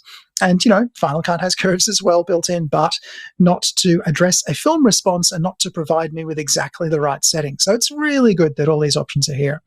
So the presets there are just nuts. And I think one of the other places in which more BCC looks. One of the other places in which the presets are crazy was in the lights. The lights is one of the other main sections, and it's just BCC plus light. So if I add that in, and I'm going straight to the FX editor because, of course, the presets here are nuts. So we've got these things which are known as gobos. If you imagine you've got a light and you've got a cutout to just leave this particular shape being cast. Now, normally you'd put this on a wall. I don't need to put a ghostly jellyfish on this shot of Venice, but I could. I could do that. I can control various options over here, including corner pinning, so I can position it exactly in position. I can scale it, shear it, rotate it, do all kinds of other things to help it merge with the scene. And so this is really nice, being able to fix things which did not get filmed on set, or someone has an idea after everything's been shot. This just ties in really nicely with all the different presets. And I did like that one a lot. Now, there were a couple of other specific effects which I thought I wanted to get a little bit more attention on. Now, one of them was in the blur category. Now, because all the old Boris effects have not always been ported across, we don't actually have anything in here that's really about blurring, but BCC plus detail is a really nice way to selectively sharpen things. Now, I'm going to get rid of the light effect here and just look at detail. You've got different controls over coarse, medium, and fine sharpening. So if I zoom in here and move in a bit to look at this boat, I could sharpen up the fine detail, probably not that much, while actually smoothing the medium and coarse detail. And I think there's probably not a lot of coarse detail there, but you can certainly apply different effects in different parts of the image. That's something that I really appreciated as kind of a finishing tool. If you are going to finish in Final Cut, then that's something I would look at. There's another one under image restoration, which is the Beauty Studio. It's really good to have a way to reduce wrinkles if a client requests it. Although, as an X-retoucher, I must say that everyone has wrinkles. They are natural, and we should all learn to live with them. Filters are not real. Supermodels do not look like themselves as seen in photographs. It's all lies. Please live with yourselves. If you don't get that message, or your clients don't get that message, then Beauty Studio. There's also deband. So if this was shot on log, for example, and let's just bring that back, then I might have had banding in the skies. If it was 8-bit, bad idea to shoot log, but deband might be able to take that out. There are ways to fix banding sometimes. Try that. Maybe it's going to work. And probably some of the other things I really liked were in the optical diffusion category. So depth of field. For me, you can't beat a good bit of selective depth of field control if you want to get, something like that. What are we calling not the tiny planet, grad blur, horizontal. There we go. Tilt shift. How did I forget that? This is a very easy, quick way to get to a lovely tilt shift effect, which makes everything look like a tiny model. Now, there's more to it than just blur, but this is a really awesome starting point. Yes, there are other ways to get this effect, but I really like the controls here. You've got on-screen controls for controlling exactly where that blur is going to land, which is exactly the kind of thing you want to have here in the viewer. We've got that bit of sharpness as well. You can see that before and after looks totally different. And of course, if you want to see more of a before and after, then you can use your A/B before after or the 2-up display and just slide backwards and forwards, which is always nice to be able to do that. So yeah, look, Continuum's got a bunch of nice effects, most of which I could not do in Final Cut without them.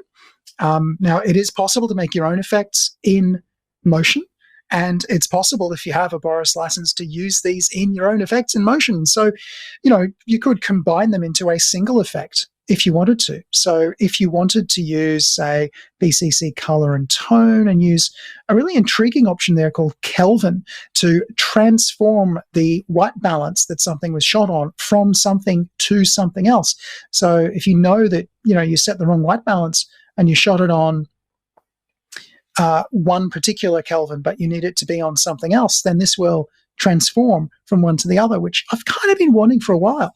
So, I could apply that to something in motion and then add in another effect if I wanted to, or make it more selective in some weird kind of mask, or just have some particular set of settings. You can take this further, but, mostly you don't need to. You can just save some presets here, either using the FX editor or using the Save Effects preset there. And of course, there's built-in masking, shape masks and color masks, which you can access in Final Cut for any of these effects. So I could limit the application of that color change, which I think I'll make more obvious, to this built-in mask, which could be a circle or a square. It could have a soft edge, a hard edge. It could be rotated. So if I wanted to limit this to just the corner, I might do something like that and just throw a darkeny, bluey effect over there in the corner. Yeah, that's quite nice. And like, there's so many other tricks, but these are fast. Everything here works live. They should work in real time on most modern Macs. There are a few slower effects. The skin smoothing is never fast, but yeah, look, everything works pretty well. And I'm sure, Ben, that you could tell people where to find these effects. Of course I can. If you, and we might even have a lovely little graphic for this as well. But if you head on over to borisfx.com, you can grab yourself a free trial of Continuum Final Cut, and you can work with these yourself and start to explore those effects yourself. And I think that was actually something that it was really nice to see you do, Ian, which was it was that kind of exploration and playing around with the effects and still being able to play back stuff in real time, using the widgets to figure out what you were doing with things, and finding out what you liked. I think that was that's really nice to see. Yeah, look, I like playing around with effects. It's always good to be able to play around live with a client, especially like I spent half of today on a screen share with a client. So we were just experimenting with things, going backwards and forwards. And it's really great when someone asks, can we darken down the edges to just have an effect that I can throw on there and then immediately be able to take, different settings. And I know that, if I can just search for vignette, I've got a few vignette options, but let's go for the BCC one.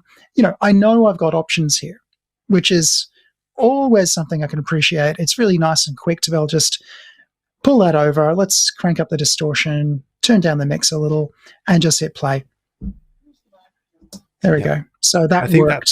That's one of the things that I like most about the Continuum vignette as well, which is that randomness, because a lot of the time when you just stick on a big vignette there, it's exceedingly obvious what you've done, and you just want to get a bit more sort of natural, organic look. You need a bit more randomness in there. Yeah, no, I like that, and I like the presets for when you want to get to something quickly. It's really great just to be able to see what you're going to see, especially with those big. The big ones, the film stocks, all of that stuff. That's I do like having a nice grid there as well. Yeah, and with the presets as well, not only can you save those and use them locally, you can save those and share them around to, they're cross-host compatible, so you can share them between Mac and Windows users. People are using Continuum OFX or Continuum on Premiere or After Effects. You can have this big pool if you're a group of people working together. So you have your own sort of in-house type of presets and save those up. You brought up something earlier as well when you said that you can mix and match effects together with motion, so sort of save those out and use those in Final Cut as well. This is something that I didn't know up until recently, but Continuum Final Cut has actually got some titles in there that do exactly that. They're kind of like just a whole load of Continuum titles that use Continuum effects to make your titles a lot more fun. And it was it was quite interesting exploring those myself for the first time. Went, oh, that's lovely. So that's something to look for. Well, look, very briefly, you'll see here I might have a problem with titles. These are all titles. So that was where you found your library, and your media is then here. You've got photos and audio there. And this is titles and generators. Titles up top, generators below. So you can make your own titles. Here's the BCC ones. And so these are all going to render live. Let's hide the scope so we can see this a bit more clearly. And so if I want to put that on top, I just drag it down. I can make it as long as I want. And the text here, which I'll just pause in mid-animation there, can just be edited. So I'm going to select that clip. Let's going to, maybe this is built slightly differently. I'm going to bring in a different one instead.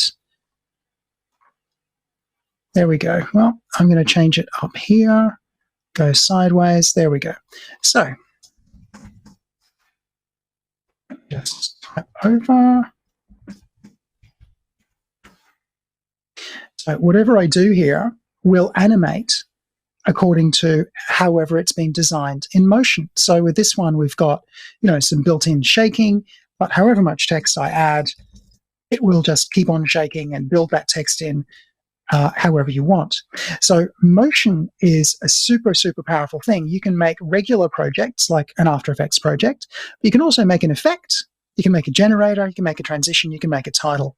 And anything you do in any of these, you're making a thing for Final Cut to use. So you can make your own transitions. You can make your own titles, which is what's happened with all of these titles here, which come with Boris FX. Now, there are many, many, many titles available from many people, but this is a nice, solid set of titles. So there we go.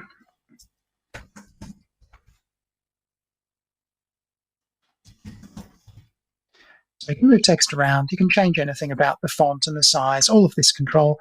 You can even make it 3D if you really want to. There's nothing wrong with 3D text. I've just spent all day doing 3D text, in fact, because it's pretty powerful. But it's nice to know, depending on how the effect is built, that you can even, use 3D text in here, and then, rotate the text around. I'll pick that one up as well. I'll make that 3D. I'll rotate that back around. And again, just playing live. Just why not? There you go. So there you go. There's plenty of built-in titles. Motion is amazing, but it has a very different workflow to the After Effects thing. You don't send things to Motion. You used to in the Final Cut 7 days, but it doesn't work like that. Essentially, you make stuff in Motion, which you then apply like a template or a preset effect in Final Cut. So you're kind of you're just making something which you'll reapply. And I've just hundreds and hundreds of effects. Some of the things here, would take me a week to build. And I can buy a pack of them from a company here there's 30 which came in a pack for not a lot of money. And they just give you instant appeal, instant production values. And you just got to remember, change the font. Okay? Change the font. Even on these Boris ones. You don't have to use Optima. Just change the font. There's nothing wrong with Optima. It's a perfectly nice font. But just know there are other options.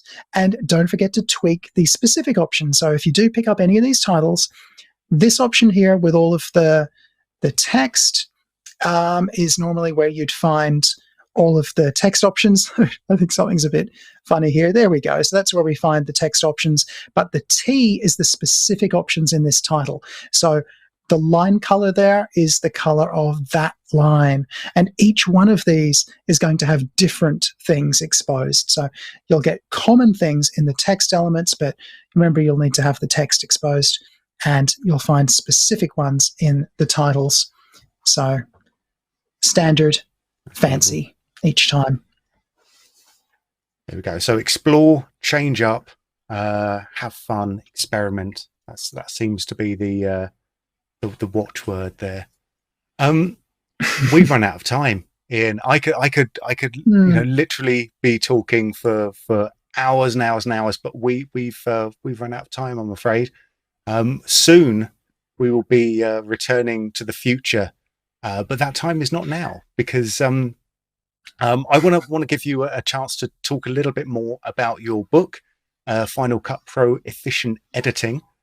And why people should pick up a copy. I know why people should pick up a copy, but obviously it's best coming from you.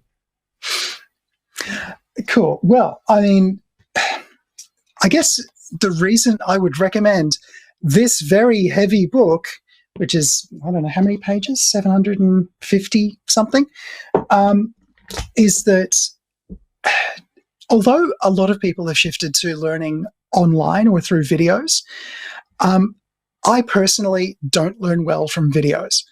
So I like to read more about something. I like to understand why I'm doing something. And so that was, I guess, why I wanted to write this book in this way. So I structured this whole book from the point of view of an edit. So, and in fact, if you head to the website that I've built around this book, which is fcpefficientediting.com, then you can get A, links to buy it, but B, more importantly, that blue link near the top there is the first chapter for free. So you can just download that and find out if you like my writing style. You can read the whole first chapter, get a grounding in Final Cut, get a perfectly good introduction, and also you've got an index to the whole book, the whole table of contents is part of that. So you can see how the book is structured. So we start out with, the basics of Final Cut as a quick all-over overview. Chapter 2 is actually not about Final Cut at all. It's about how to shoot video. So I shoot as well.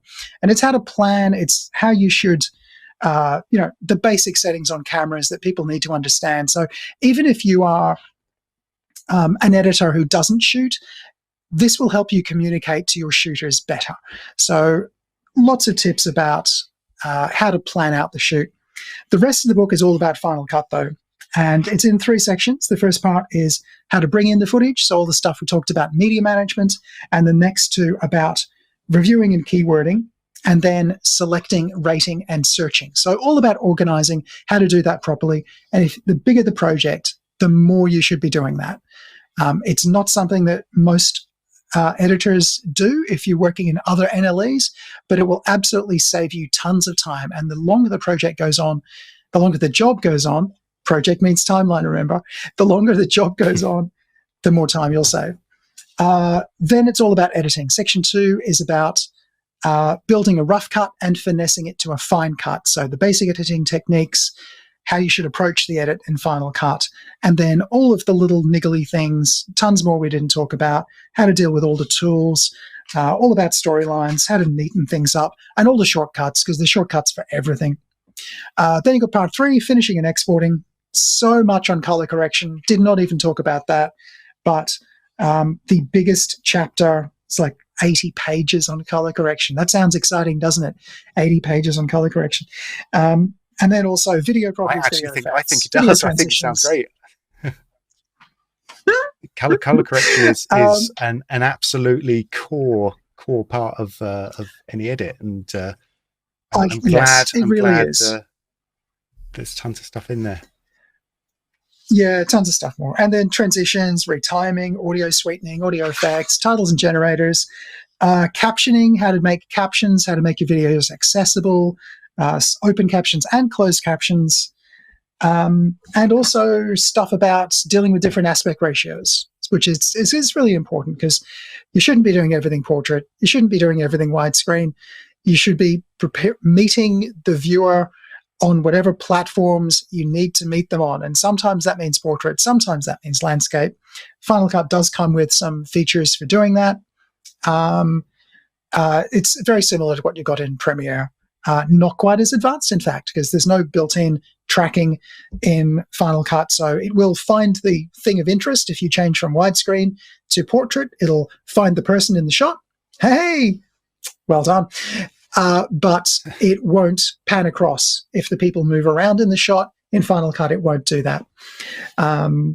There's obviously tracking stuff in the Cornell products, which supported by Boris FX Mocha technology. Yes, anyone in the Final Cut land who might have heard my voice already will know me from the Cornell tutorials, all about that stuff. Definitely you can't get away from I think Mocha, the book, that's for sure. No. I think look, the book fills a niche. If you want to learn from a book, this is the only up-to-date Final Cut Pro book. The Apple books are out of date, sadly. The last updates, well, I say sadly, I'm obviously not unhappy to be the provider of an up-to-date Final Cut Pro book when Apple has decided not to. But they stopped the official Apple Certified Trainer program. So though there are still a few of us certified trainers out there, we're not going to be certified in 10.5 because they abandoned the product, the training certification. And so my book is the only up-to-date Final Cut Pro book. If you want detail in written form, I would recommend this. And look, if you like paper, please buy the paper book. It's fine. It's lovely. Paper is great. Big, it smells nice. Paper is great. But if I would recommend the cheaper, easier, instant electronic version, because you can press Command F and instantly find anything in the book. That is probably the most important feature. Now, if you do want the paper book, we have got a special index and table of contents version of the PDF, which is on the website as well. You can download that if you still want paper, but you want to be able to search for something, and because the page numbers will match up. And at the moment and through the end of August, there is a code. If you do want the PDF, you can buy that from the publisher. We've got a code to take 40% off that. Otherwise, Amazon has their Kindle version and the paper version available. Excellent. Excellent. I just want to say thank you so much for your time, Iain. It was, it's amazing to hear a lot more about Final Cut from someone who's been in the trenches since the very beginning. Speaking as someone who's about to walk back into the into the trench again, I'm actually really looking forward to it now. So it's been great. Look, Final Cut is fun, and just very briefly, if anyone does get stuck, ask on Facebook. There are several groups with tens of thousands of members, and you can find help there pretty quickly. Obviously, grab the free first chapter, even if you don't want to buy the book. There is a help guide built into Final Cut. Between those, you should be able to find the answers to what you're looking for. Obviously, Ben, just send me a tweet and on @funwithstuff, and I'll see what I can do. But look, the reason that some of us are passionate about Final Cut and want to get the word out there is that we would like more people to be using it so that we can get more jobs using Final Cut on big paying jobs, because we can find work. But it's if more people could be convinced into how awesome this is, then more people would want to use it on jobs, and then more people will discover that they could actually save a ton of time and money and be more creative and have more fun. So yeah, I think there's a 90-day free trial as well. So there's no excuse for not just picking it up and have a play. It's more fun than you might have thought. And don't believe the people who just look the wrong way. And like, if you dismiss something you've not used or you heard something about from a friend 10 years ago, that opinion may be out of date. I think let's have fun with it. Let's see how it goes. So, Iain, we are going to have to disappear into the future. The time tunnel is closing, so I've got to run before it absolutely shuts up. Thanks so much. I really appreciate it, and hopefully we will speak to you again soon. All right, cool. And I now, hope all this goes well in the future. Me too. And now I'm running. I can see the tunnels closing. I'm going to run now. And bye, everyone. See you on the other side.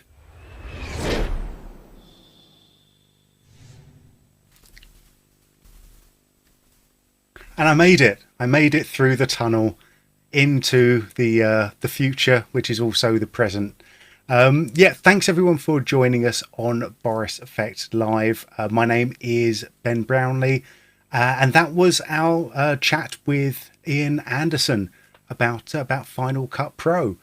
So if you're still with us, which I hope you are, it's obviously you've been enjoying the stream so far. So if you haven't done so already, give that thumbs up, just a little press for me. All I want to see is just some blue thumbs up for me. We're going to finish off strong. We have just a little bit of business to do before the close. Our chat people have been busily answering all the questions in the chat, which is great.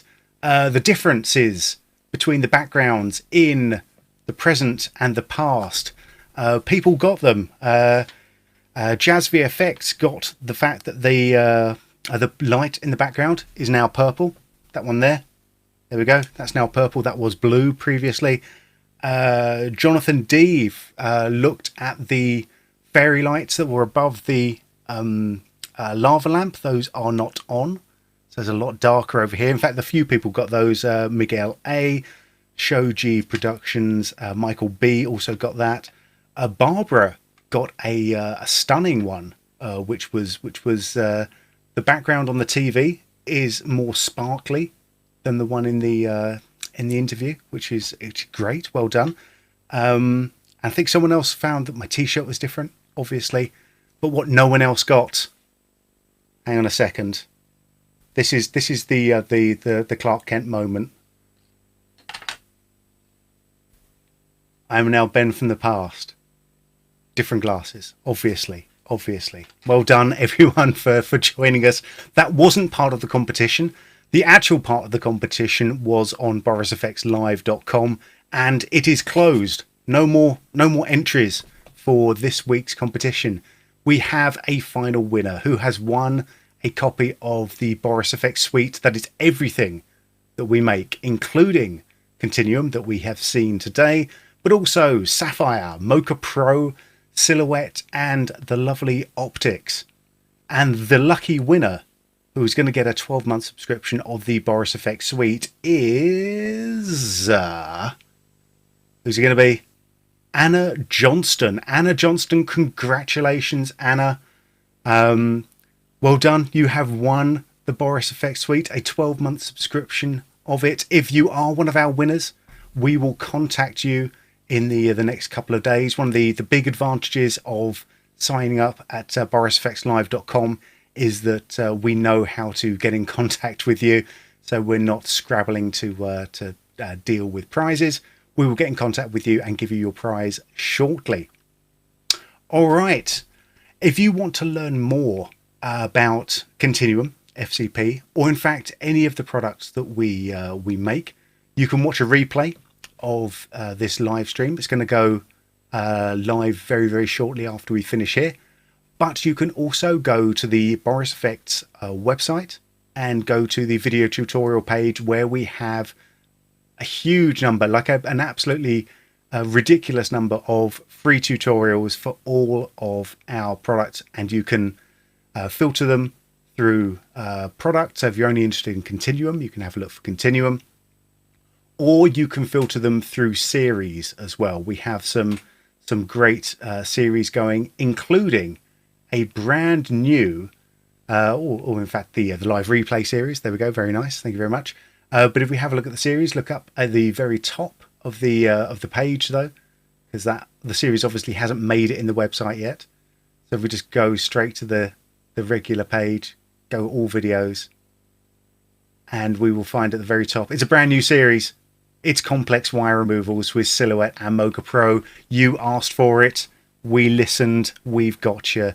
It is a 3.5 hour, maybe a little bit longer, wire remove series about how you deal with complex wire removal in Silhouette and Mocha. This is a VFX masterclass.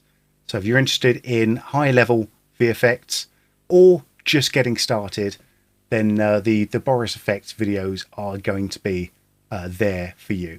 So you can even actually search those based on difficulty as well. There you go, excellent stuff. Right, well, I think that just about wraps it up today, unless I've forgotten anything vitally important. If I have, then of course you can let me know in the comments, and of course you can join us for our next live stream, which is going to be in 2 weeks' time, where we will be. Actually, I don't think I'll be here for that one, but someone else will be taking over and hosting our live stream there. So you can find all about the next live stream, borisfxlive.com. But for now, my name is Ben Brownlee, and I will see you all again soon. Thanks for joining us. Ta-ta for now.